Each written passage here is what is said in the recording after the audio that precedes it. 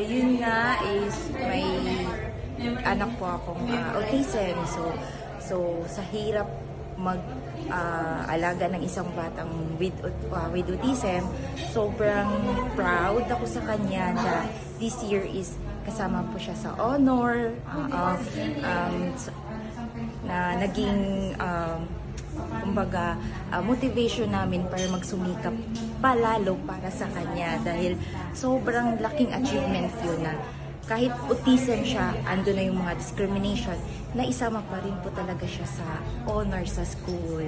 Yung mga times na naka-question nga siya kasi nga di rin namin natin maiiwasan sa mga ibang parents na hindi pa rin talaga open-minded pagdating sa ganong mga case ng mga bata may mga autism. So, one time may nagtanong lang sa akin na how come na naging honor yung anak ko sa school. So, nakaka-overthink, kumbaga, napapaisip kung bakit isang autism na nagkakaroon ng mga questionable sa isang grade 2 student na nasasabi na how come na naging honor ang anak ko sa school. Acceptance talaga is the key. From dun kasi, kapag natanggap mo yung anak mo kung ano siya, makakahanap ka ng paraan kung paano siya matutulungan dahil open ka, hindi mo siya kinahihiya. Yan lang yan. Kumbaga, tanggapin, i-treat as normal, huwag siyang itago. Kung ano yung mga gawain ng mga normal kids, apply mo sa kanya. Ganun lang. So, ando na yung hirap kasi yung iba is makaka-receive ka talaga ng mga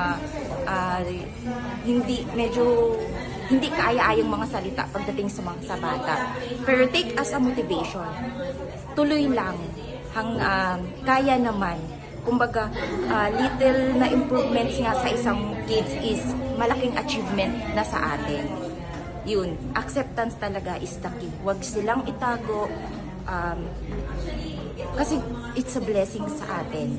Thankful talaga and praise God talaga dahil sa sobrang hirap, eto na parang unti-unti nakikita ko na yung liwanag sa palito. Ikaw, anong aral ang tumatak sa'yo mula sa kanyang karanasan?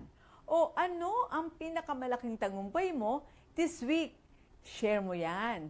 Upang makasali sa aming Tagumpay Challenge, una, gumawa ng video na sasagot sa aming tanong na ano ang tagumpay mo this week?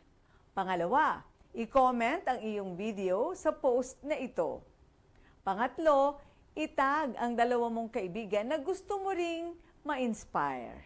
Ano ang naghihintay sa'yo? O sa dalawang mapipiling inspiring story?